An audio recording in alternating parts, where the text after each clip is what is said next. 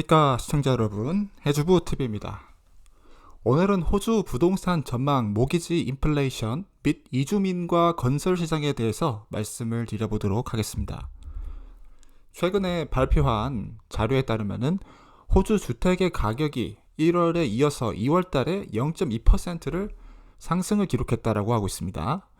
그래서 이제 제 생각에는 이번 2023년도 하반기까지 계속해서 주택 가격이 하락할 줄 알았는데 이렇게 상승을 해주는 모습을 보면서 지금 뭔가 시장에서 다른 부분으로 뭔가 전개가 되고 있는가 싶어서 오늘 그러한 부분들에 대해서 잠깐 체크해 보도록 하겠고요. 그리고 호주 부동산의 전망이 어떻게 될 것인가를 종합적으로 한번 말씀드려 보도록 하겠습니다. 호주 부동산 시장의 가격을 이렇게 보게 된다라면은 2009년부터 2022년도까지의 그래프가 나와 있는데 아무래도 최근 그래프가 좀 저조한 그런 면이 있는 것 같아요. 그래서 시장이 좀 침체되어 있다라는 점을 말씀을 드리고 싶었고, 앞으로도 금리가 계속해서 인상이 되게 된다라면은 호주 국민들의 차입 능력이 당연히 감소할 수밖에 없게 되고, 또 호주 건전성 당국에서도 그러한 부분으로 인해서 계속해서 부동산 대출을 조여갈 수밖에 없다라고 말씀을 드릴 수 있겠습니다. 이것 때문에 차용 능력이 감소를 하게 된다면은 주택 가치가 하락할 수밖에 없다라는 게 이제 기존 경제의 이론인데, 그렇기 때문에 아마 2월 달하고 5월 달 이렇게 계속해서 금리를 올렸기 때문에 이번에도 호주 부동산 가격이 하락할 줄 알았는데 그러지 않았다. 호주 부동산 가격이 오히려 소폭 상승을 하게 되었는데, 거기에 기여를 하는 가장 큰 원인은 극심한 매물 부족이 있었고, 그 다음에 치솟는 임대료 문제가 있었다. 거기에다가 가장 중요하다고 생각되는 기록적인 이민이 RBA가 기준 금리를 상승시켰음에도 불구하고 지금 호주 부동산 가격이 좀 더 올라가는 그런 기현상을 만들어냈다는 점을 말씀드릴 수 있겠습니다. 1983년부터 지금 2021년도까지의 호주 주택 부동산 시장의 가격 흐름은 줄곧 우상향이었다.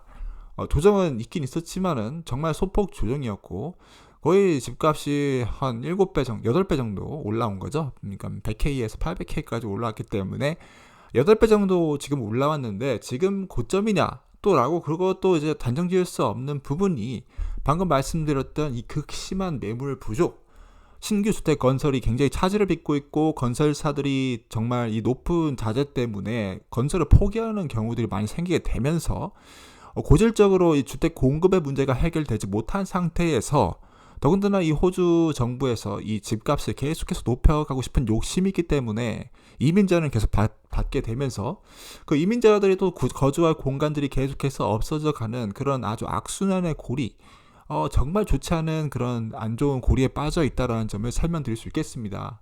그래서 현재 지표에 따르면은 올해 2월까지 신규 매물이 무려 11%나 감소했다. 뉴사우스 웨일즈 같은 경우는 18% 정도 이렇게 매물이 감소를 하게 되면서 이 엄청난 매물 감소가 아무래도 영향을 미칠 수밖에 없다고 생각을 하고 있습니다.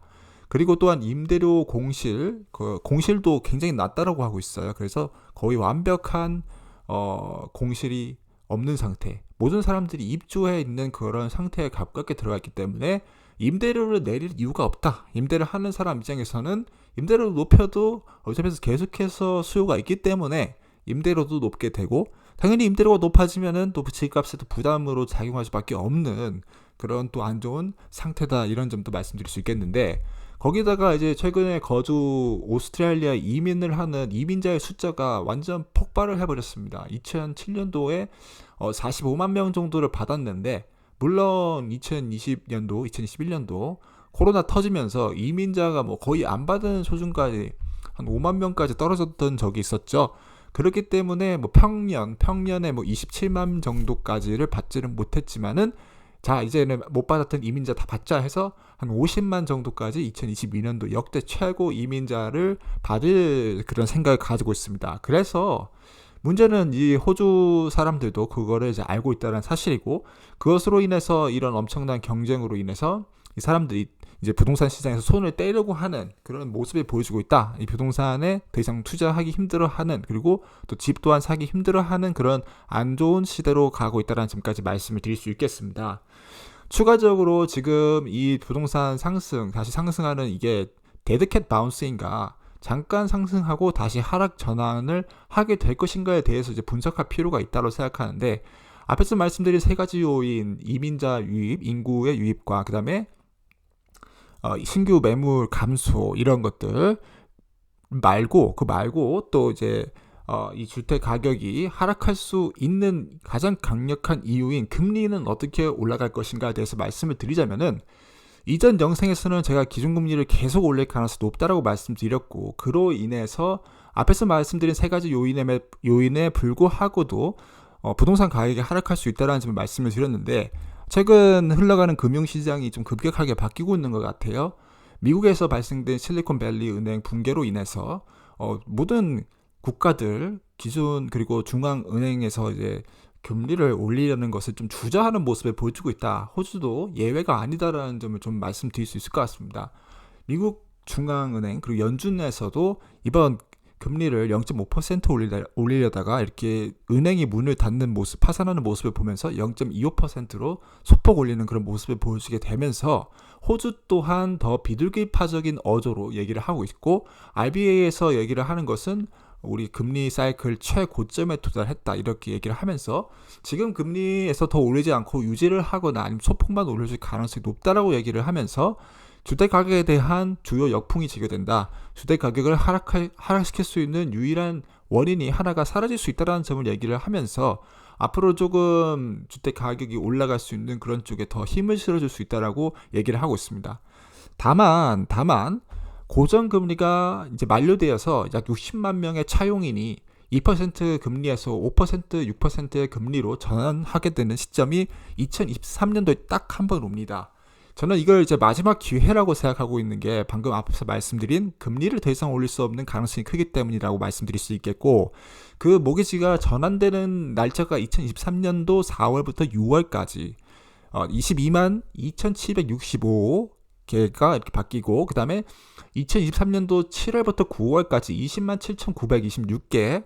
그래서 이거를 보고 이제 많은 금융 전문가들이 얘기를 하는 게, 현재 미국이 아니라 호주 부동산 시장은 절벽에 노출되어 있다. 딱 이게 지금 가장 큰 벼랑의 끝에 서 있는, 그렇게 만들어주는 것이다라고 말씀드릴 수 있겠습니다. 그래서 호주 주택시장의 실질적인 위험이 되는 가장 큰 부담 요인이 바로 이 모기지의 전환이 있다라는 것이고, 2023년도에 한 6개월 정도 그 많은 숫자의 모기지의 금리 전환이 있을 겁니다. 그래서 그 6개월 안에서 어떤 변동이 크게 발생할지를 모른다라는 점 말씀드릴 수 있겠고, 그로 인해서 만약에 앞으로 더 추가적인 하락이 올 수 있게 된다면은 그때 기회를 잡아야 될 가능성이 커지고 있다라는 점까지 강조드릴 수 있는 부분이겠습니다. 그래서 2024년도에는 아무래도 집값이 다시 상승으로 전환할 수 있는 가능성이 굉장히 높다고 말씀드릴 수 있겠고, 첫 번째 요인이 RBA가 금리를 인하할 가능성이 높고, 그리고 그래서 사람들이 다시 차입 능력이 회복되는 그런 시기가 올 수가 있기 때문이고, 호주 건전성 감독적 APRA에서 3%의 모기지 버퍼를 축소하여 차입 능력을 더 높일 것이다. 건전성을 관리하는 금융 당국도 더 이제 유연하게 모기지에 대해서 관리를 할 것이고, 그 다음에 계속해서 이민자 수가 더 많이 들어올 가능성이 크고, 그 다음 렌탈 시장이 더욱 타이트해질 것이고, 높은 건설 비용과 건축업자의 부실로 인해서 주택 건설이 침체되면서 공급 자체가 감소할 수 있기 때문에 2024년에는 아마도 집값이 다시 올라갈 가능성이 있다는 점까지 강조드릴 수 있겠습니다. 그래서 2023년도 지금 조정을 받은 상태에서 조금 하락한 상태에서 꿈틀꿈틀 올라갈까 말까 이렇게 눈치를 보고 있는 상황 가운데, 우리가 지금 부족한 게 차입 능력 감소로 인해서 은행에서 대출을 땡겨오기 힘들단 말이에요. 그래서 이때 어떻게 지혜롭게 좀 판단할 수 있을까에 대해서 생각해 봤을 때는, 아무래도 2023년도 상반기 고정금리가 변동금리로 바뀌면서 그때 매물이 좀 더 나오게 되면서 주택 가격이 하락하게 되고, 그 다음에 이제 기준금리가 소폭 하락한 것을 예상했을 때, 그런 시기가 맞물렸을 때 그때 바로 집을 사주면은 좋지 않을까라는 점을 강조드릴 수 있겠습니다. 아무래도 인플레이션 때문에 이게 지금 금리를 바로바로 내리기는 힘들 수도 있고, 또 이런 부동산 시장이 그냥 횡보할 가능성도 있어요, 사실. 왜냐면은 7.8%에 달았던 인플레이션이 지금 monthly indicator 2월 달에 봤을 때 6.8%까지 내려왔거든요.